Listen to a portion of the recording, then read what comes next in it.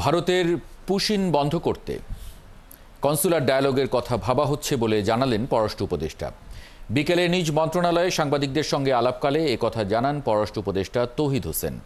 তিনি বলেন, সীমান্ত হত্যার বিষয়ে সরকারের কঠোর অবস্থানের পরিবর্তন হয়নি। এছাড়া মানবতাবিরোধী অপরাধে অভিযুক্ত শেখ হাসিনাকে ফিরিয়ে আনতে দিল্লিকে আবারও আনুষ্ঠানিক চিঠি দেবে পররাষ্ট্র মন্ত্রণালয়। রিপোর্ট করছেন সুফিয়ান ফারাবি।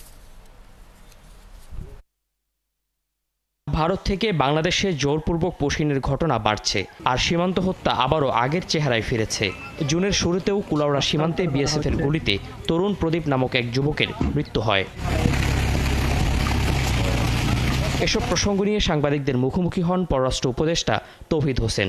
জানান, শক্তি দিয়ে পুশিন ঠেকানো সম্ভব না হলেও কূটনৈতিক প্রচেষ্টা অব্যাহত রয়েছে। ফিজিক্যালি ঠেকানোর মতো তো সম্ভব না আসলে। এটা নিয়ে ভারতের সাথে আমাদের চিঠি আদান প্রদান হচ্ছে। আমরা বলেছি যে এটা পদ্ধতি অনুযায়ী যেন যাওয়া হয়। কনসুলার ডায়ালগ হতে পারে, অনেকদিন হয় নাই, হতে পারে। যেহেতু এখন একটা ইস্যু আছে যেটা আমরা সমাধান চাই, এটাও হতে পারে। সম্প্রতি ভারত সীমান্তে গুলি করে মানুষ হত্যার বিষয়টি উপদেষ্টার নজরে আনলে তিনি অন্তর্বর্তী সরকারের কঠোর অবস্থানের কথা আবারও ব্যক্ত করেন। এ ব্যাপারে নমনীয়তা দেখানোর সময় আমরা এটা প্রতিবাদ করছি এবং এই প্রসেস চালু আছে, এখন পর্যন্ত চালু আছে। আমরা অবশ্যই খুব শক্ত ভাষায় প্রতিবাদ করবো এই ব্যাপারে, এবং আমরা এই ফ্যাক্টরটাকে কখনোই মেনে নেওয়া হবে না যে গুলি করে মানুষ মেরে ফেলা হবে সীমান্তে, কারণ এটা পৃথিবীর আর কোনো সীমান্তে নেই। শেখ হাসিনাকে ফিরিয়ে আনতে গত ডিসেম্বরে দিল্লিকে আনুষ্ঠানিক চিঠি দেয় ঢাকা, যার কোনো উত্তর মেলেনি।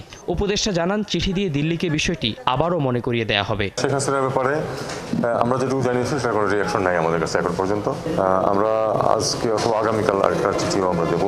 ভারতের ট্রান্সশিপমেন্ট সুবিধা বাতিলের সিদ্ধান্তকে বাংলাদেশের জন্য স্বনির্ভর হওয়ার সুযোগ মনে করছেন এই উপদেষ্টা। ট্রান্সশিপমেন্ট বাতিলের ব্যাপারে আমি তো যেটা দেখতে পেয়েছি সেটা হলো যে এটা একটা সাপে বর হয়েছে আমাদের, তাদের উপর নির্ভরশীলতাটা কমে গেছে। আমাদের কিন্তু কোনো এক্সপোর্ট তাতে করে ক্ষতিগ্রস্ত হচ্ছে না। সুফিয়ান ফারাবি, ৭১, ঢাকা।